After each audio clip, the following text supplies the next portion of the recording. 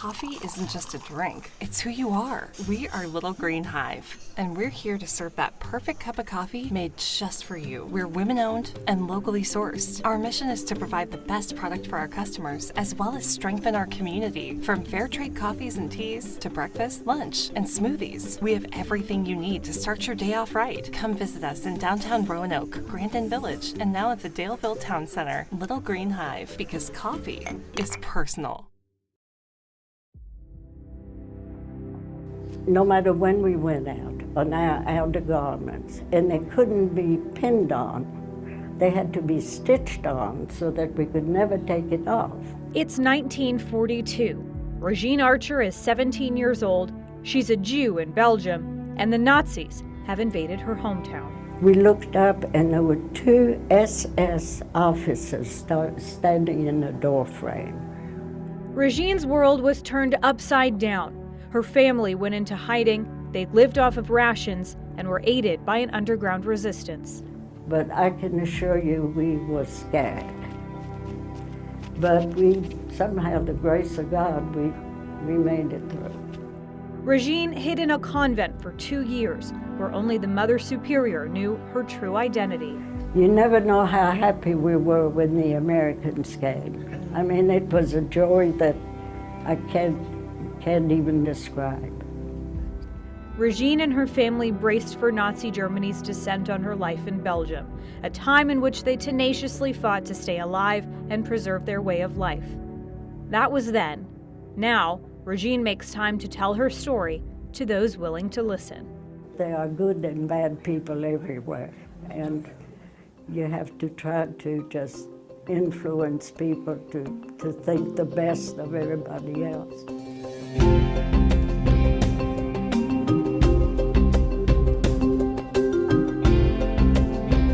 I'm Leanna Scacchetti. I'm a reporter with WWII in Roanoke, Virginia.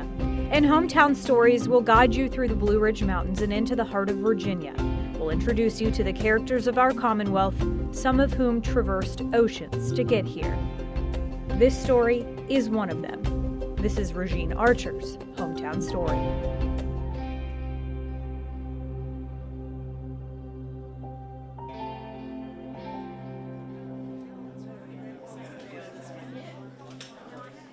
Every once in a while, a local museum in Salem, Virginia hosts events like this one. Well before the event kicks off, it's a full house. This museum actually used to be a home built in the mid-1800s. It's a pretty 2-story brick building that's been moved and added to over time. Now, it's got an array of photos, art, books, and artifacts related to local history. And luckily, every once in a while, history also gets a voice. It was that good. I'm delighted I get to hear it twice. I'm one of the lucky ones. That's Fran Ferguson. She's the curator of this museum. She's buying time to give people a chance to make their way inside. Regine Archer was actually scheduled to tell her story for just one night this week. But so many people came out, they had to turn some people away. Regine agreed to do her presentation a second night. Some people have brought notepads, others bring their children. Staff are scrambling for every seat they can fit. And by 7 p.m. on this Tuesday, it's standing room only. I think that's probably enough for me, and I'll turn it over to you. I want to thank you for being here. I can't imagine this many people for the second day showing up for my story, which is pretty old by now. And it's geared to all the young people in this crowd who maybe weren't alive during the course of World War II. Regine is a petite woman, and she's very well put together. Her lips and her nails are bright red tonight. She's up at the front of this modest room where the evening light is flooding in. As she's preparing for night 2, one of her sons sets up a camera in the back, and her daughter up front has a big map of Europe to put on the wall beside her mother. Regine's got my microphone clipped to her, as well as a mic from another TV station, plus she's speaking into a mic stand. And at various moments throughout the night, she's really not quite sure what to do with them. I have this mic too. Yes. I'm wired all over the place, but I need a mic. Regine's humor warms the crowd and will continue to do so throughout the night. She speaks softly but clearly, and from the top, Her voice just captivates the room. In 1933, or maybe a little before that, Hitler started his powerful rise in Germany. A few years later, he invaded the Sudetenland, which was a part of Czechoslovakia, with the excuse that the people in that section of Czechoslovakia were German-speaking people and they belonged to Germany. The British and the French were not very happy about this, but they just appeased him a little bit, hoping he would stop. Regine begins talking about the start of what would eventually become World War II. She was originally born in Poland, but brought to Belgium when she was a little girl. Her family lived in the city of Liège, and by 1940, she's a 15-year-old girl. And at this point in her life, Regine and her younger sister Jacqueline are in a college prep school. I have one sister a year and a half younger than I am, and she's very pleased to always tell people that she's younger than I am. Regine is a good student, too. She speaks French, German, and English, and she studies Latin. Life was fairly normal, though still recovering from World War I. But Belgium was on edge as the Germans crept increasingly close to their hometown.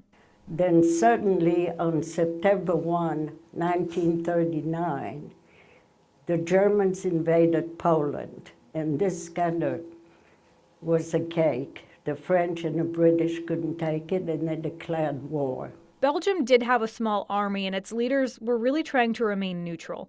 But Regine says they started getting word of the ghettos and concentration camps in Poland. Her family, Jewish of course, was getting really nervous. They lived just 25 miles from the German border. So they decided that if anything happened, they'd rent a house in Mons, near the French border. Then, on May 10th, 1940, everything changed. Regine's family woke up to the sound of airplanes and anti-aircraft. They knew what was happening.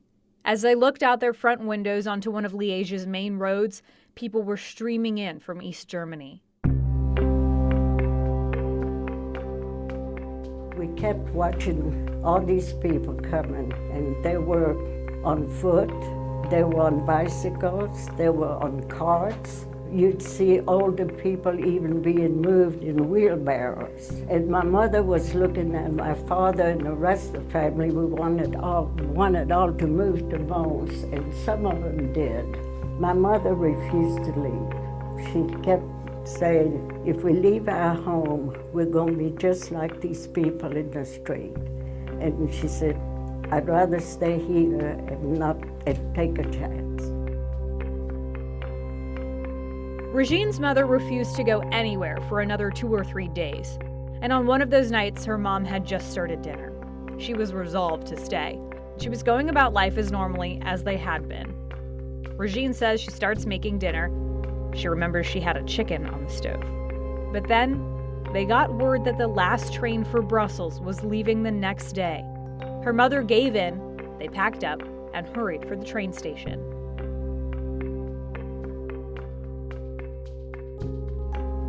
The distance between Liège and Brussels is about 60 miles.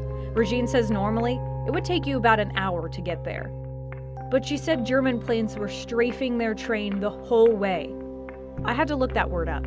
It's a type of repeated attack with machine gun fire from low-flying aircraft.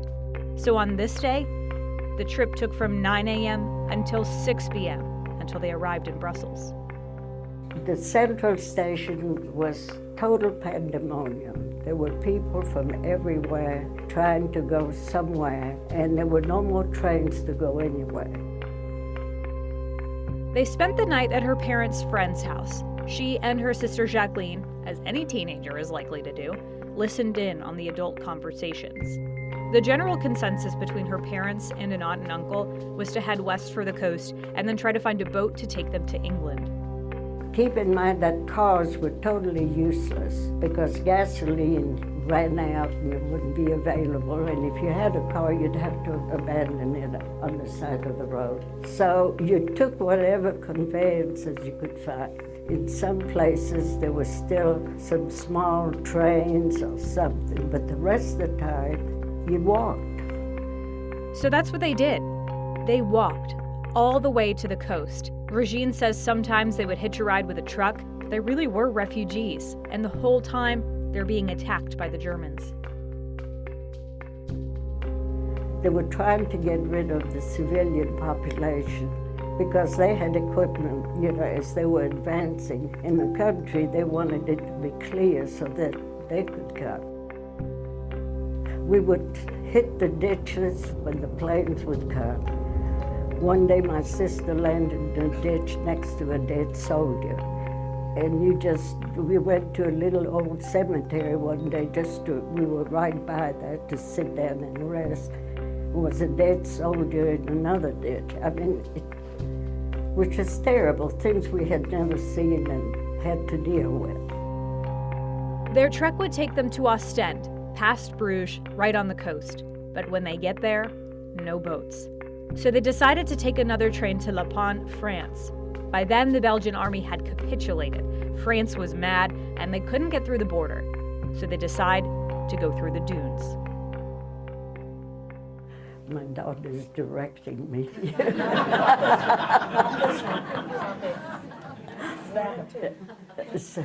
Okay, can you hear me? That's Regine's daughter jumping in, reminding her to speak into the mic stand.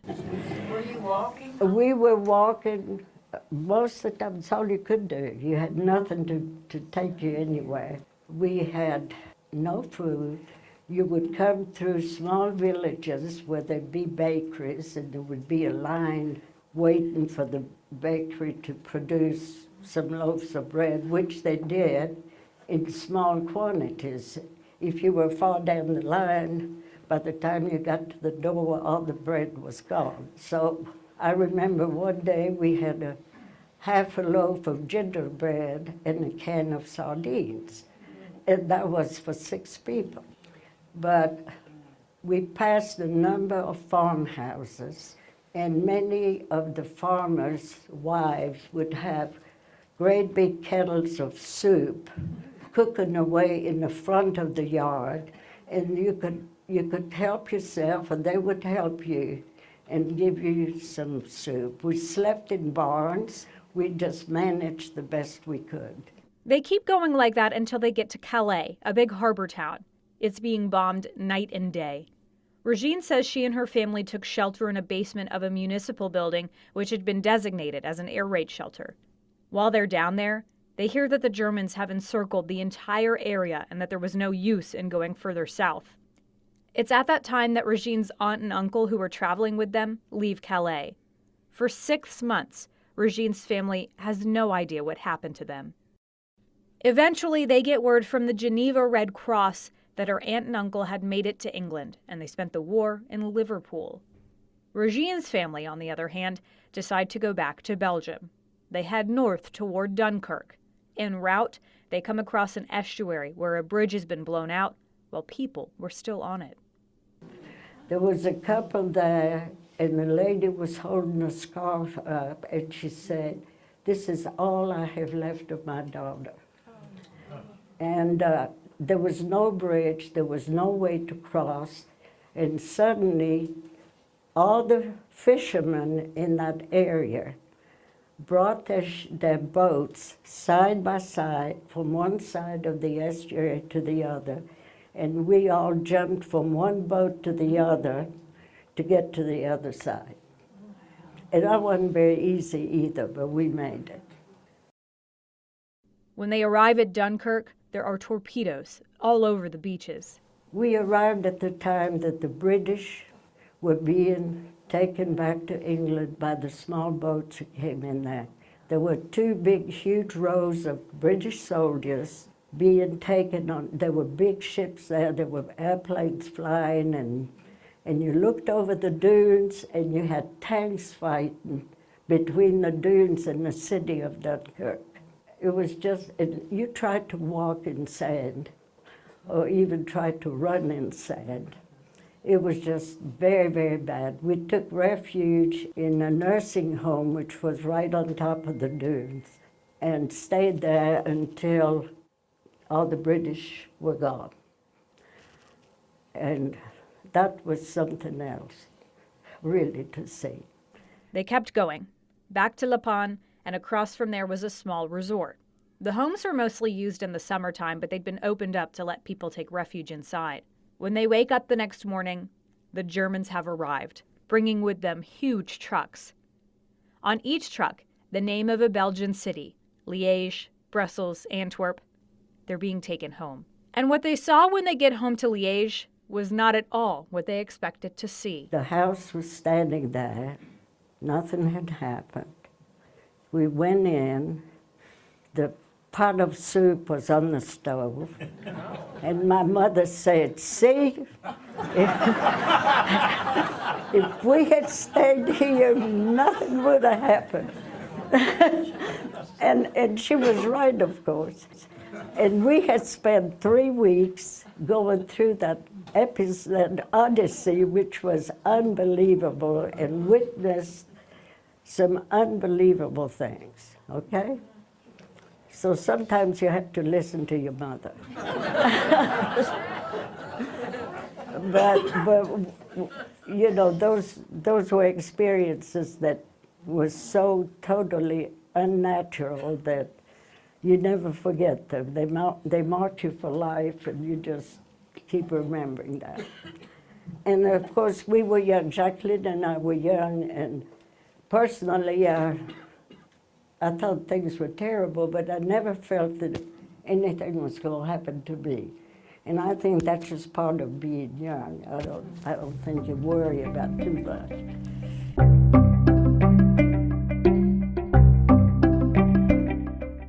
Belgians are put on rations. Regine says Germans had spent all their means in Germany to build their army, and the economy wasn't good. So the Germans started buying everything they could out of Belgian stores. She says Germans printed paper for money which had no value, but the Belgians had to sell them whatever they had. Then the Germans put quotas on farmers who had to produce a portion of their production just for Germany, with little left over for Belgians. You had very little coffee, you had very little butter. Potatoes, which is a staple in Belgium, you know, French fries and all that good stuff. Very little. They produced rutabaga for the population, and I won't even look at a rutabaga. And I mean, the meat was maybe half a pound in a month. I mean, very little.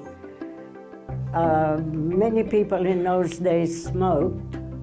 Women didn't get any rations at all, just the men. And you could take like 100 gram, which is nothing, and make your own cigarettes, or you could get 20 cigarettes a month. I mean, it was my father, who was not supposed to smoke, shared his ration with me.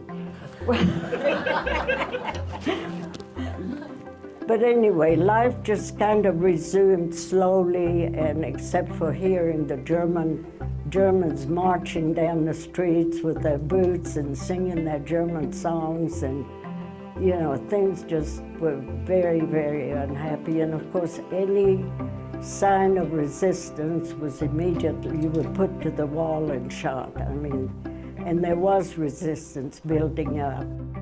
For Jews, Regine says the first year was eerily quiet, but in the second year, they started passing some restrictions. First, a curfew. Jews were supposed to be home by 7 p.m. at night and couldn't leave their house until 7 a.m. the next morning. Fast forward to January 1942. Regine is in her last year at college prep school when she learns she will not be finishing her schooling. Jewish children are not allowed to attend school anymore. Regine says they were told that German leadership would form Jewish schools with Jewish teachers. That didn't happen. She didn't get her diploma. Then came the yellow stars. No matter when we went out, on our outer garments, and they couldn't be pinned on.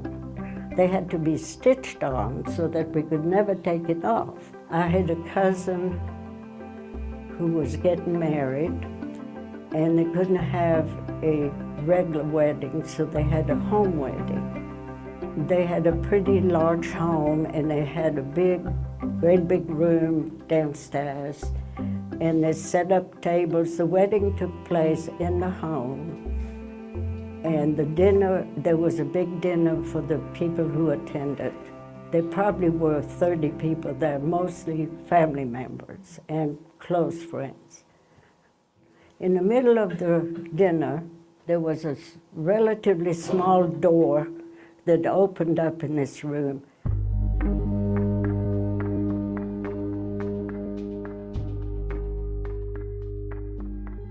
We looked up and there were two SS officers standing in the door frame. The room now is so still. Everyone is drawn in on every word. You can almost feel us all holding our breath as Regine continues.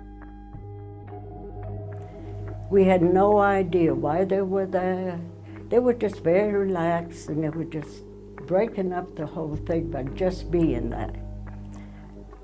Their excuse was that they wanted to see all our outer garments and make sure that we had a star sewn onto the coats. And of course, that just took care of everything. And then they left. They just took great fun in doing something like that. The whole room is relieved the story didn't end differently. We don't have to say it to know it.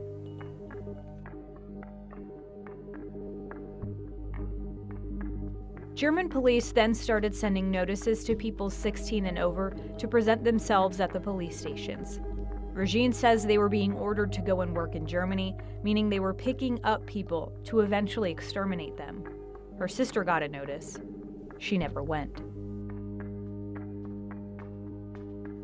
Regine says her family was blessed with good neighbors in those years, Christian and Jewish. And one of those neighbors did something that would likely save their lives. That neighbor put Regine's mom in touch with her daughter's school, a Catholic school at a convent not far from Liège. That neighbor also had a home in Sprimont, south of Liège. She told them to go live there and hide. The mayor in the town was part of the underground resistance. He created ID cards for the family with fake names, free of the new stamps that would identify them as Jewish.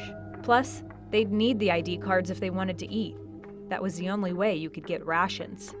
Regine takes on a new identity. René Nogis was very close to my last name because you always felt if you were caught, you know, and if you chose something totally different, you might mess up.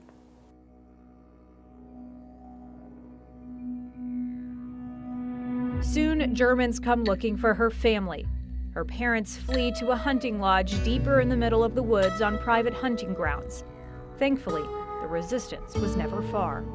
Somebody from the farm had a little horn, and they would blow the horn to warn my parents.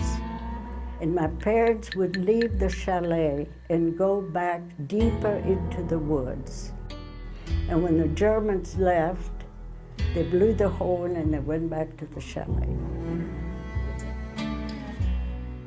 And then Regine and Jacqueline go to school, where the Mother Superior and a priest are the only ones who know who they really are.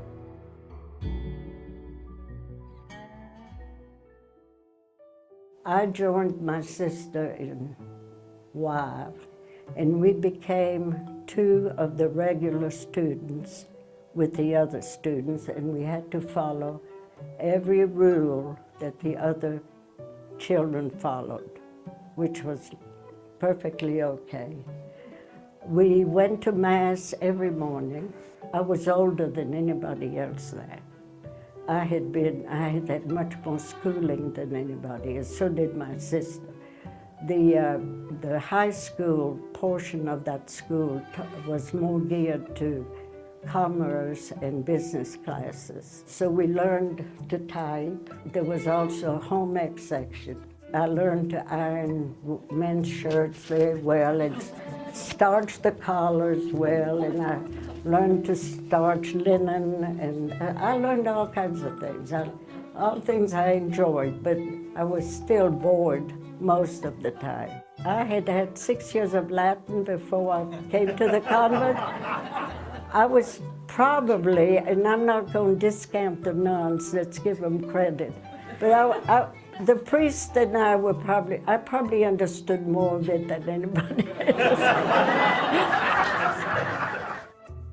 The girls spend 2 years there.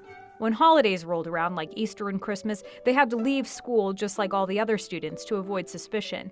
They'd take the train to get to where the rest of their family was, but it was always a risk. 2 officers would come up, and everybody had to open their suitcases to see if you had any extra stuff, So here's Jacqueline and I with false names, and we are 16 and 17 and 15, and we have to keep our cool while these German officers are standing there.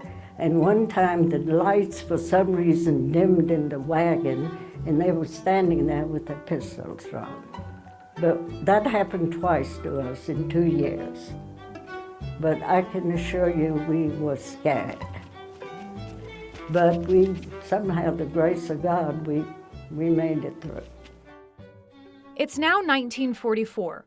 Rumors are floating around that the Americans are going to land somewhere, and the Belgians were expecting it. Regine says bombings had intensified. One day, she turned her head to the sky from where she stood in the courtyard of the convent and counts 700 planes flying overhead. She had to stop counting just because her neck hurt. A few days later, they get the word. The Americans have landed. Mother Superior tells Regine that she and Jacqueline need to be with their family. So they make it to the lodge, but it would be another few months before everything changed.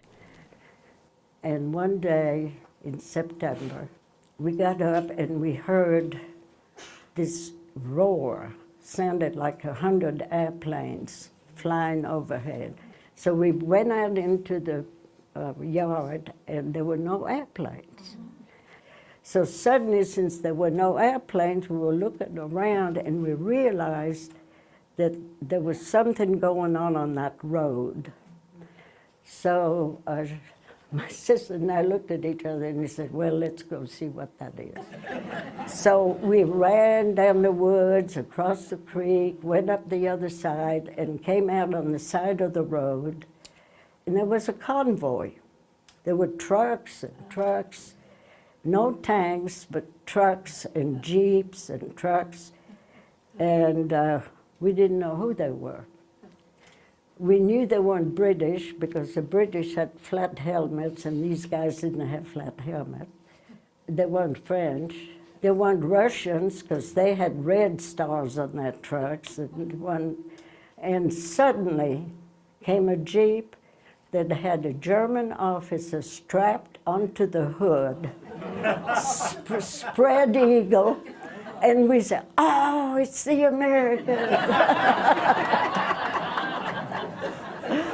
And we were so overjoyed, we just could not stand it. And we just stood there and just, couldn't believe it. And they were just yelling, not yelling, but waving, One of them threw a cigarette at me. And of course, I was smoking in those days. I started smoking.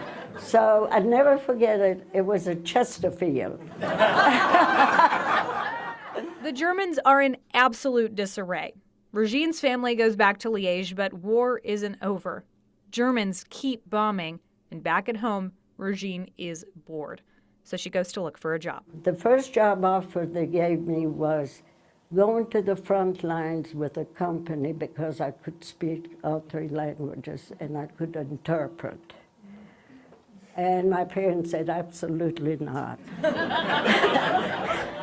Instead, she takes a job at the American Quartermaster Depot, which has supplies for 100 companies. There, she's hired as an interpreter in the legal department. And I was also head of a typist pool, and that's where I met my husband. And that's about the end of that story. And that is Regine's story, at least part of it. Regine and her husband moved to America. They start a beverage distribution business, one that her children and grandchildren are running now. But some people in the audience have questions. Did you stay in touch with the Mother Superior? Do you go back to Belgium? What happened to the rest of your family?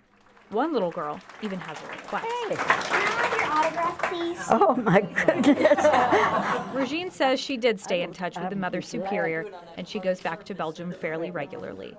And during her last visit there 2 years ago, there is just one nun left who remembers the sisters who were around in Regine's time as a student. Regine tells the crowd that the day she became an American citizen was the best day of her life in the U.S. And at the end of the questions, and before Fran thanks Regine for her time, Regine leaves the room with some final thoughts. Well, unfortunately, what I've been through is still going on all over the world. And it's unbelievable, you know, that people don't learn and that the same mistakes occur over and over again. And people are easily influenced in times of hardship sometimes by leaders that, and I'm not making any connections here,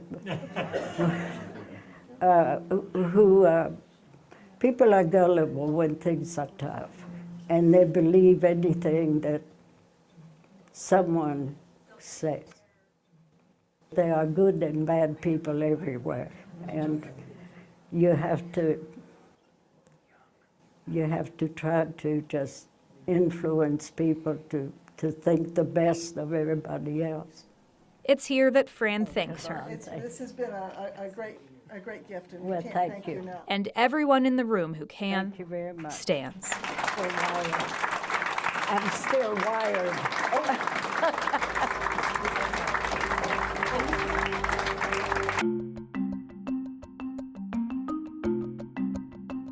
Special thanks to Regine Archer, her family, Fran Ferguson, and the Salem Historical Society. Hometown Stories is a production of WDBJ7 in Roanoke, Virginia.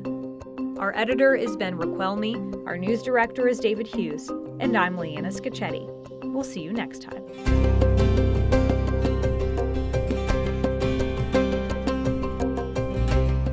Hometown Stories is sponsored by Little Green Hive, because coffee is personal.